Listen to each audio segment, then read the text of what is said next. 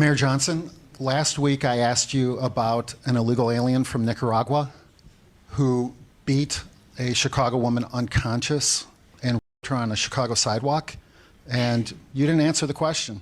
This Judge Ellis is trying to kind of shorten the leash and demanding that he come back on a daily basis. When the judge said, "I want daily check-ins," he responded back by saying, "In person?" So this is a massive overhaul of ICE leadership. I'm told by 4 senior DHS officials that they're removing up to 12 ICE chiefs from around the country from their positions and reassigning them. I'm told this is a move. And we're back, y'all. Thank you for watching today. Go ahead and hit that like button, my people. You know that it helps us out a ton.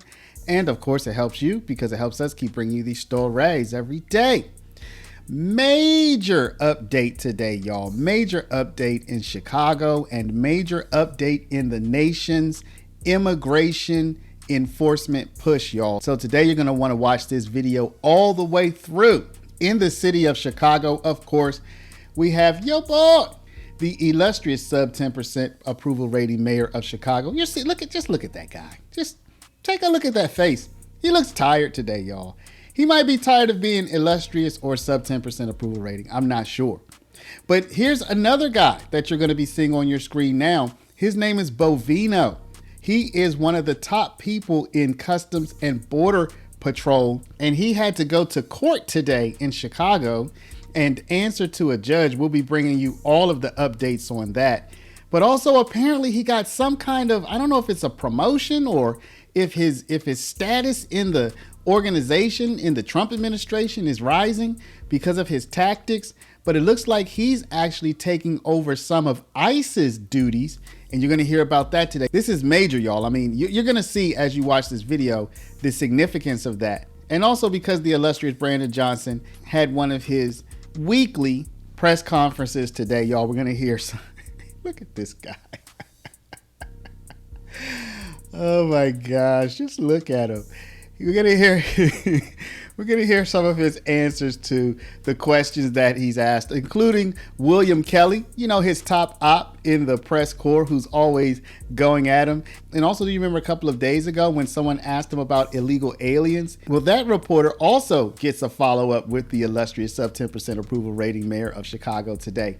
So a jam-packed video, y'all. Might be a little bit of a sit back, relax. All right, y'all, without any further ado, let's go ahead and get into it. But before we do, y'all, we have a new webpage for my people out there who are like, yo, I have money, but I don't want to give it away to the people who are trying to take it. How can I protect my retirement? Y'all, gold. How many times do I have to tell you? Gold has been man's longest monetary best friend for 5,000 years. I mean, what else are you looking for? Go to our webpage. Go to the new webpage, Paralegold. PARALEGOLD.com. Get the information on how to protect your retirement. And you can call 844-651-8334 and speak to our partners at Augusta Precious Metals. Now let's go ahead and hop into this content. Mayor Johnson, last week I asked you about an illegal alien from Nicaragua who beat a Chicago woman unconscious and raped her on a Chicago sidewalk, and you didn't answer the question. Millions of people shared the video, liked it, commented that you were a coward for not answering the question. Now the Department of Homeland Security has shared the video, racking up additional millions of views on that video. All right, we need the question, William. And the Department of Homeland Security has just called the you question. a coward. Just the question. Go ahead. The Department of Homeland Security has called you a coward for hiding behind 150 police detail, sworn Chicago police officer detail, while you and your wife, Stacy, are safe. I'll ask you again. If that had been your wife, Stacy, what would you do? Would you allow the ICE to remove this violent offender from the streets of Chicago? Yes or no? Invoking the name of my wife is out of bounds. If you want to ask that question in another way, I'm happy to answer it. But your intentional provocation to invoke my wife in this situation is apprehensible and reprehensible. What if that woman who was beaten and raped, what if she was somebody's wife? but who didn't have a 150 sworn police officer detail. We got it. Thank What would you. you say to Thank you. that woman and her husband today? Do you have anything to say to the victim? All right, thanks, William. Do you have anything to say to the victim? Any individual that commits a crime in this country should be held accountable. Thanks, William. Will you turn him over to ICE? Will you, Thank you, will you William. suggest We're that gonna go to that Sarah. Thank you. Nicaraguan illegal Thank you. alien will be turned over to ICE? We're going Thanks, to Sarah. William. Thank you for your question. All right, y'all, something is dawning on me. Like I'm developing an opinion, and I'm going to tell y'all because y'all my peoples. I think that the right strategy is to not demonize individuals, except in this case, of course, if someone's a violent criminal and they're committing violent crimes, they're victimizing people, of course, that person should be demonized. But I think that when it comes to the immigration question, it's the government's lack of enforcement, particularly under the Biden administration. It's their lack of enforcement that is the correct culprit in all of this, not the individuals that are just here working hard. I mean, did many of them commit a crime? Frankly, y'all, I'm gonna tell y'all something. The Biden administration let a lot of them come in and put them under a temporary status as they claimed asylum. So a lot of people, millions of people, and I've said this in previous videos, millions of people actually have some kind of quasi-legal status right now, y'all. Believe it or not. The years where people would be crossing the border and running away and trying not to get caught, I'm telling you, for a number of years, that's not how they were doing it. They were crossing the border. They were looking for border patrol. They were looking for border patrol so they could turn themselves in, so they could get processed and released into the country with a legal status. Now, a lot of them at this point, a lot of their time is starting to run out because they need to see a judge. They need to get adjudicated. And so the legal statuses are starting to fall off, but there's still a lot of people who do have a legal status right now. So I think that the correct culprit is the Biden administration's activities in letting people in and allowing that process to be abused, okay? Because again, if you follow that process, you were not committing a crime by coming into the country. So again, the administration allowed that process to be abused to the tune of millions and millions of people. Now, the person who seems to be primarily tasked at this point, as in boots on the ground, with getting people who are in the country without permission, getting them out, is Mr. Bovino. But he found himself in court today, and you're going to hear more about him in a second.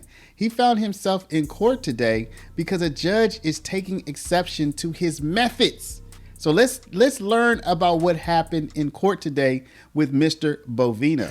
Keeping us updated via text, it really seems like this Judge Ellis is trying to kind of shorten the leash and demanding that he come back on a daily basis. According to Anita's transcript of what transpired, when the judge said, "I want daily check-ins," he responded back by saying, "In person?" She said, "Yes, in person at 4 o'clock every day." He responded with, "Well, sometimes I'm in the field." But it seems like she's really trying to monitor exactly when tear gas is deployed. And she's actually also asked him to backdate all the way to September 2nd. She wants documentation of every single incident in which these CBP agents deployed tear gas on a group of protesters. So you are going to see here, this is the major development that I was talking about at the beginning of the video. What you're going to see is that ICE and Border Patrol, they're not the same entity. And it looks like ICE has used a certain type of tactic to find people and remove them from the country. And Border Patrol has a different way of working. Now Mr. Bovino is with the Border Patrol. Take a look at this, y'all. Y'all know that when you come to my videos, you're gonna learn something. At least recently, y'all. We learning stuff. We learning stuff over here, y'all. So check this out. This is new to me even, okay? And there are some reports today that ICE is frustrated because they've been doing this work in cities like Chicago since they were created after 9/11, and CBP is not. They're used to chasing and apprehending people at the border. Now you see them coming into a city like Chicago, a densely populated urban area, and they've had a lot of trouble here. They've engaged in tactics that local police do not engage in anymore because they're too dangerous for a residential area, like tear gassing, like high-speed chases, Right. Stuff like that. And so there's reporting coming out as the Trump administration, there's other reporting from Fox News that the Trump administration wants to give more power to CBP and take it away from ICE because they don't think ICE has been aggressive enough, reportedly. And CBP has. And you're seeing why. Because they're the ones engaging in these tactics. Okay, so interestingly enough, I heard that on this channel that we just saw, and then I heard the same thing on Fox News today, okay? And they're saying that Mr. Bovino, due to his tactics, he's actually moving up in, I would say, rank or prestige or in responsibility in the Trump administration, and even starting to replace some of the ICE people. So while all the protesters are saying no to ICE, it looks like CBP is actually the force behind a lot of the tactics that the protesters find objectionable. Isn't that interesting? Did you know that? Here we go. And a shakeup of leadership at ICE is now underway. The Trump administration replacing many senior leaders with Border Patrol officials amid a push to ramp up deportations. Bill Malutian has all the inside scoop on this, and we go to him now. Hi, Bill. Dana, good morning to you. So this is a massive overhaul of ICE leadership. I'm told by 4 senior DHS officials that they're removing up to 12 ICE chiefs from around the country from their positions and reassigning them. I'm told this is a move spearheaded by Corey Lewandowski, and it's all in an effort to boost deportation numbers, which are already at more than 500,000 since President Trump took office. So here's what we're talking about. Some of the ICE leadership positions being removed are the heads of ICE here in Los Angeles, in San Diego, Phoenix, Philadelphia, Seattle, El Paso, New Orleans, and Denver, just to name some of them. I'm told some of their replacements will be Border Patrol officials hand-selected by Border Patrol Commander Greg Bovino, whose aggressive and sometimes controversial tactics to arrest illegal aliens have elevated him within the Trump administration. Now, this is significant because Border Patrol and ICE do very different things, and we've embedded with both agencies multiple times. When we're with ICE, they are typically doing targeted enforcement of criminal illegal aliens, always knowing who they are arresting beforehand and often doing hours of surveillance to try and learn the target's schedule. Now, Border Patrol has been much more aggressive. They conduct roving patrols and raids at places like Home Depot, car washes, and flea markets, pretty much arresting anyone they suspect is in the U.S. illegally. Now, replacing ICE leadership with Border Patrol officials signals the Trump administration wants deportation efforts to get much more aggressive, with one Border Patrol source telling Fox, quote, "What did everyone think mass deportations meant? Only the worst?" Tom Homan has said it himself. Anyone in the U.S. illegally is on the table. We're not going to be slowed down by any story about changes in leadership. I can tell you that Trump administration is dedicated to achieving a record deportation, that vast majority being criminal aliens, making this country safer every day.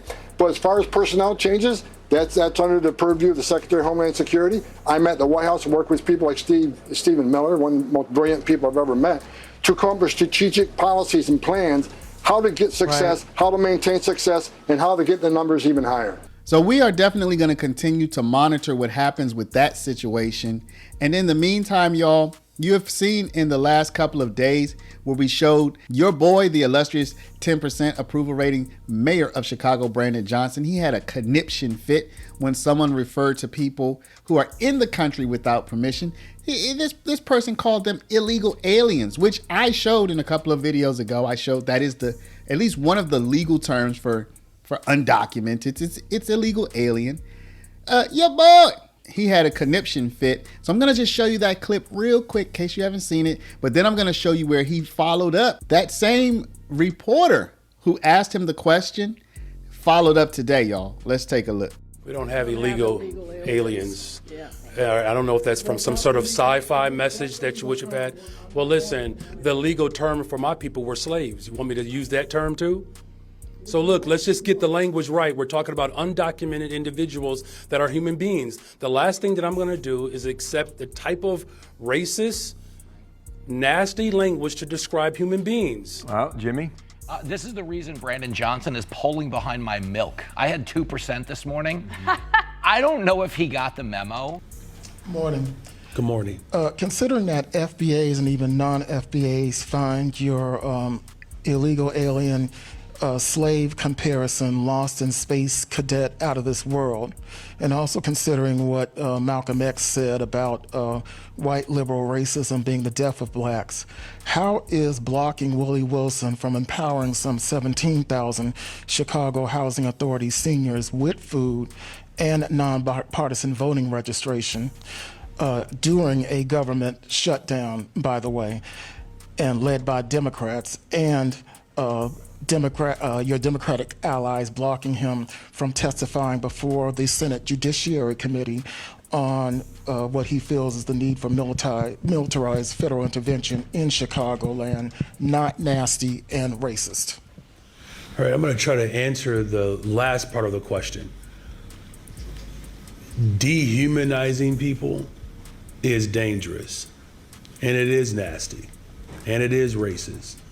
And what we cannot allow as a country, but more broadly as humanity, we cannot allow people to be dehumanized, because what it does is it opens up viciousness. Because if they're not seen as human beings, then whatever you do against them can be justified. And no one is going to convince me what the Trump administration is doing against black people and brown people can ever be justified. It is racist. When you bombard into people's homes in the middle of the night and you take black babies out of their bed and you zip tie them, that's sick. That's what Dr. King, I'm going to answer the question. That's what Dr. King described as militarism. No, you had a full conclave of questions here, very professorial. Willie Wilson, okay. Him being blocked from giving seniors at their convenience food and voter registration, and also abridging his First Amendment rights. At that, we can't not believe that the Illinois political establishment didn't have anything to do with him being the only person cut from the list of witnesses to testify in front of the judiciary. All right, so for the nastiness and the racist, let me finish that point, is that when you have black babies being thrown in the back of vans, zip tied in the middle of the night, and masked men sticking guns in the faces of black and brown people, that is nasty, is vicious, is racist. Dr. King described it as an evil. Militarism and that formation is an evil.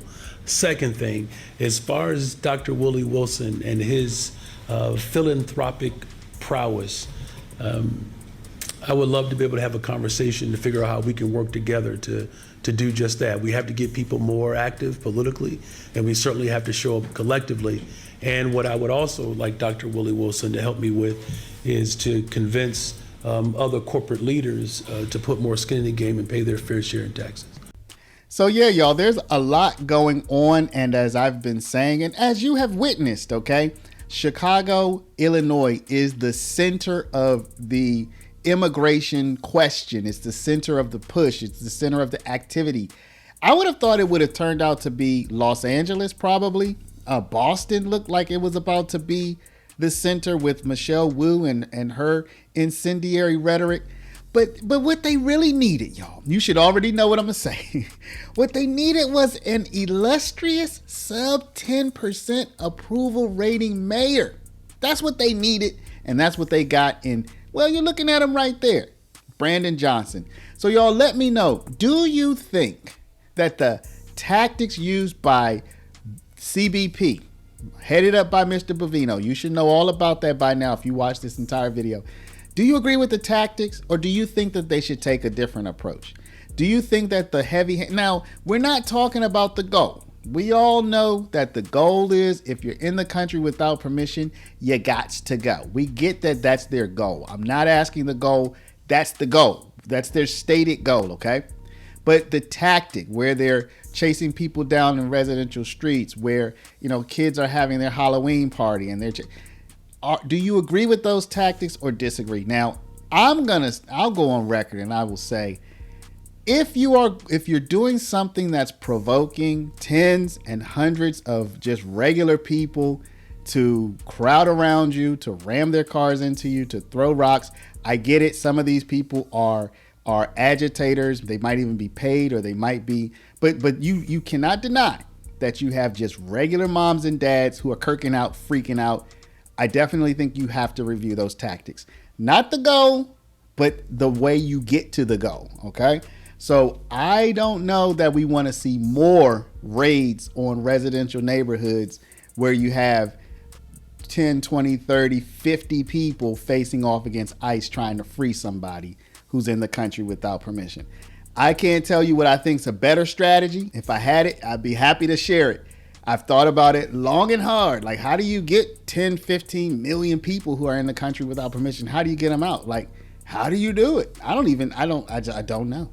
But a Halloween party, unless you're going after violent criminals, we're talking about people who do the dirtiest of the deeds. Unless that's the case, that just doesn't seem like the right way to go about it for me. Y'all let me know what you think down in the comments. Drop a comment below, but before you do, please stop, hit the share button, share this video out over email, text message, WhatsApp, Facebook, Snapchat, Instagram, all of your favorite social mediums. And of course, if you're not a subscriber, please do subscribe. To my people, the retirement, go down, click that first link in the description, Paralegold, PARALEGOLD.com. Get the information on how to protect your retirement from the upsies, the downsies, the roundsies, and the roundsies. And you can reach out to our partners at Augusta Precious Metals at 844-651-8334. Thank y'all for watching. Love y'all, and we'll see you back in the next one.